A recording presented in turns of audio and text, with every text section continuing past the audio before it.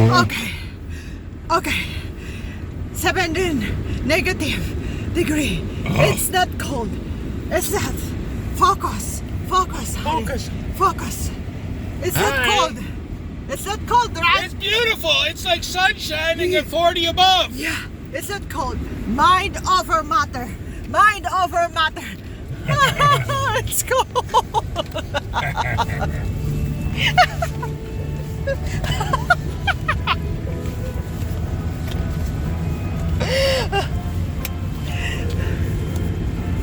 Ganun lang pala yun, guys. Ganun lang pala. Ano, pag sobrang lamig, sabihin mo, it's not cold. It's not cold. It's not cold. Ganun. So, ayun. Nagpo-froze na yung aking mga daliri. Alam mo yung ano na siya, balawig na balawig, pero parang hindi pa rin kasi sinasabi mo sa sarili mo, it's not cold. Are you talking fast because it's so cold in here? It's not cold. No. It's not cold. Now, it's sunny. It's cold, but it's sunny. So, it's crazy. Hey guys, welcome back to our YouTube channel.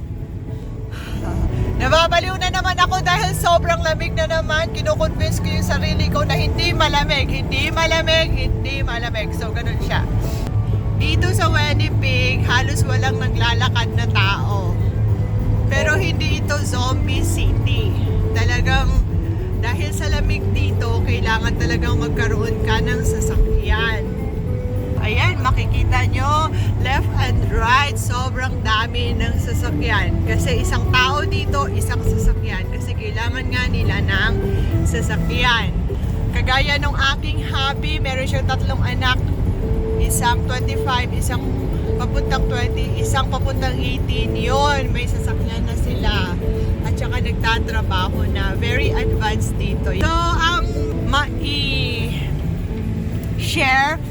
ng Canada sa mga Pilipino is yung magtrabaho ng maaga at magiging independent ng maaga. Yung parang ano pa lang sila dito, 16, 17, parang matured na sila, ayun. So dahil nga dito sa kultura nila, very independent. Yung mga bata dito, yung may sarili na silang mga baby pa lang may sarili na silang mga room. Ganon. So, yun yung may tuturo sa inyo ng Canada, yung magiging independent talaga. Yung kagaya nung anak niya, 19 years old, may sarili ng place. Ayan, may trabaho na, kaya niya na. Ayan, I love you, honey, take care. Huwag kang tumingin sa ibang babae. Okay. So you'll never see me again, ha. Don't stare any girls. I will kill you. Don't stare. So you want me to jump every girl I see? Don't stare. Oh, don't stare. Okay. Okay, I don't stare. I just stick my wiener. Eyes on the road and Angostia only. Yeah. Magpapagas kami, guys. Na-hyper ako dun sa kinain kong I got to find my love. Cupcake. Time check. 10:30. Kaka-check out lang namin sa hotel. Papunta na kami doon sa kuhanan ng passport. Ayun. So, ayan. Pati yung paggas dito, manual, guys. Mapababae, mapalalaki, mapamatanda, mapasexy. Ayan. Kanya-kanya dito, guys. Isa to sa mga murang, isang murang gas. Yung Costco. Ayan. Very known ang Costco ata sa US tsaka dito sa Canada. Ayun si hubby ko, nagsasariling sikap siya. Ayan, ganito dito. Magkaskas. Magsariling sikap ka sa pagkas. Ayan guys, so nag-gloves na ako. Pero malamig pa rin talaga. Ganito talaga dito. It's not cold. Yes, it's freezing out there. It's not cold. Oh, yes, you crazy woman. It's not cold. It's not cold. Oh. I want to live in your world. Where it's not cold. I want to live where you're home. Oh, thank you. So, It's not cold. It's not cold. So, Maybe it's cold outside. yun. So, kahit siya sumusuko sa lamig. Salamin. Cold is lamig. Ayun, It's so lamig outside, I'm crazy. So, tawag dito. Kahit siya suko na sa lamig. Pero, malamig pero sunny. Yeah. Malamig, sobrang lamig na sunny. So crazy. Buti yung mga tao dito hindi crazy. I'm crazy in love with Angostura. Oh! Woo!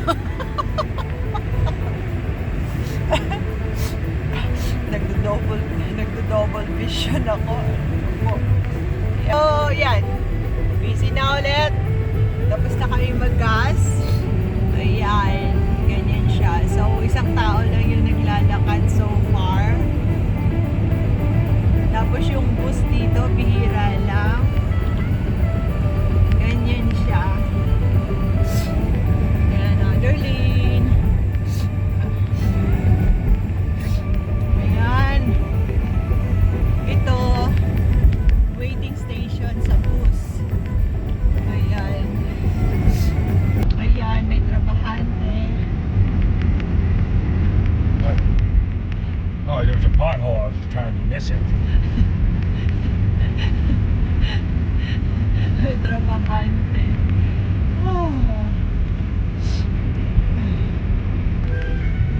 Ayun, so ganito yung buhay dito guys. Malamig na maaraw. So, bahala na kayo sa mga buhay nyo kung gusto nyo dito. Hindi. Want to go look at TVs again? No. No. Huwag kayong matakot sa lamig kasi kakayanin nyo siya. Basta isipin nyo lang na trabaho yung pinagka nyo dito. Tapos yung makapag-ipon kayo kasi dito, sigurado ako gaganda yung future nyo. Basta wala kayong bisyo. Basta yung gandahan nyo yung trabaho nyo. Tapos yung promotion dito mabilis din. Marami ring mga Pilipinong matataas ang position dito. Tapos sila, maraming awards. So, ganun. Yun.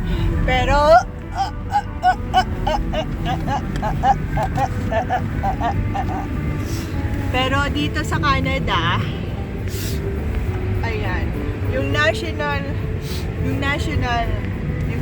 game nila dito, hockey. Tapos yung uncle ng asawa ko, na-meet ko doon sa Thunder Bay at sinabi niyang isa sa mga Pilipino nag-join ng hockey. So far, isa pa lang.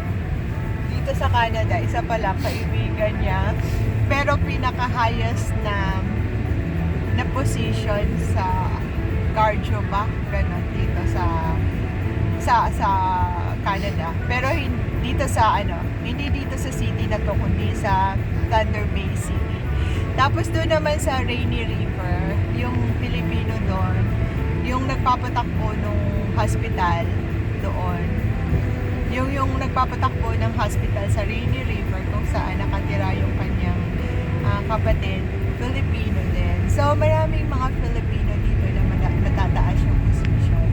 Ayun. So lalo mga nurses, ayun ang dami.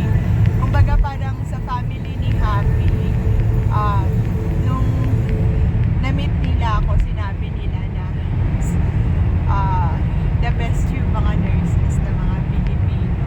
Ayun. Very sweet, very caring, very loving, maalaga, ganun, very nurturing, ganun. Yung nila, yung kino-compare nila sa ibang tao. Kahit dito. So, yan, gusto nila yung mga nurses dito. Tapos, yun nga, maraming janitors, maraming sales lady, maraming IT, maraming engineers, maraming sa production, maraming sa hotel. Yung pinanggalingan naming hotel, yung manager doon, Filipino. Tapos yung nagluto ng aking kanina, egg, Filipino din yun. Ayun, so maraming Filipino dito sa Winnipeg. Isa to sa pinakamarami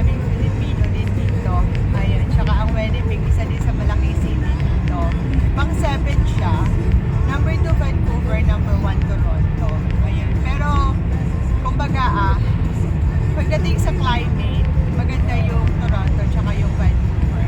Dito sobrang lamig. Ayan. So, yun. Yun lang yung mabibigay kong info sa inyo. Kasi, yun nga, pag gusto nyo talaga magtrabaho dito, like, kung magkaroon kayo ng pamilya dito, tapos magkaroon kayo ng anak, yung culture nila dito maganda kasi maagang nagiging matured at naging responsible, independent yung mga Canadian. Kagaya nga ng anak ni Happy, sila, okay na sila. Ayun, so, dito tayo sa Breeds. Ayan. Ayan, yung kabahayan dyan.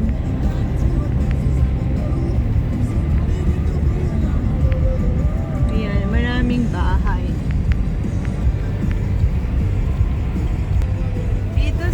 Dito sa Canada, 40 million lang yung population, pero napakaraming bahay kasi usually isang pamilya, isang bahay. Hindi uso dito yung kagaya sa Pilipinas na tawag dito na minsan sa isang bahay maraming pamilya. Dito, isang pamilya lang, isang bahay. Kaya minsan nagtataka sila bakit, yun nga, pag may mga Pilipino dito, kasama daw yung parents, kasama yung kapatid na may asawa, kasama din yung may kapatid na asawa. Eh, sabi ko yun yung culture namin. Hindi naman tayo mas mayamang bansa. Ganun. So, masyado siyang maaraw, guys. Ayan. Nakikita nyo si Mr. San. Ayan yung mga bahay dito. Ayan. Akala nyo maliliit yan, pero dahil may basement yan, malaki yan lahat. Kaya parang yun nga, sinabi ko sa hubby ko, parang wala namang mahirap dito. Kasi pare-pareha siya. Ayan. Yung mga puno, babalik naman yan sa spring. Buhay naman yan sila. Ganyan. So, papunta na kami ngayon sa downtown. Downtown Winnipeg. Yeah. Downtown of Winnipeg. Ayan. So, doon yung passport. In short, parang Makati siya dyan sa Pilipinas. Ayan. So, tawag dito. After neto, uwi na kami. Tapos, kasi yung aso namin, namimiss na siguro kami. Kita nyo naman kanina guys, yung aking pagkain, ang dami na naman. Kasi nag-take out na naman ako para kay Sam. Tapos, syempre, sinama ko na rin si Sheila. Ayan. Yun lang. So, ganito talaga yun, guys. Hindi, wala akong sipon. Pero, dahil sa lamig, talagang sinisipon ka. Ayan. Naririnig nyo yung happy ko. Ganyan talaga yan. So, ganyan siya. Ganito yung city dito pag winter. Malungkot na masaya. Hindi ko alam. Hindi ko ma-define. So,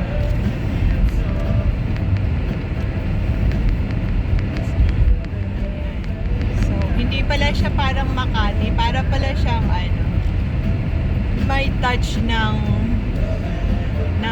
Europe. Ng Europe. Ganun. So, yan siya. Ganyan yung building niya. Ayan.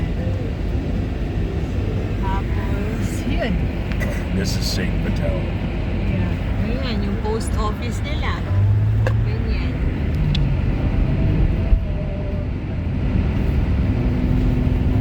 Ayan.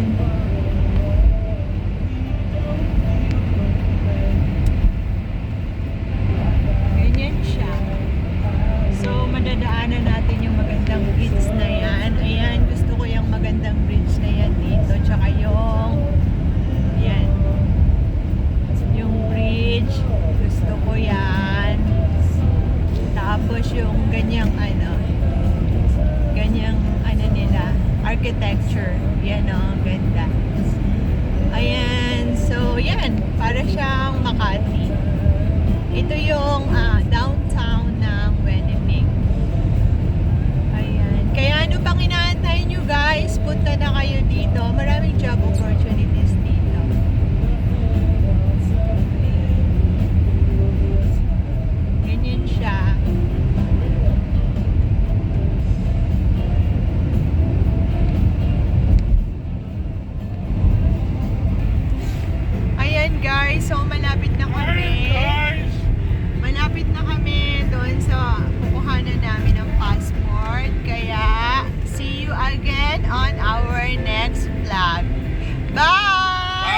like and subscribe, please.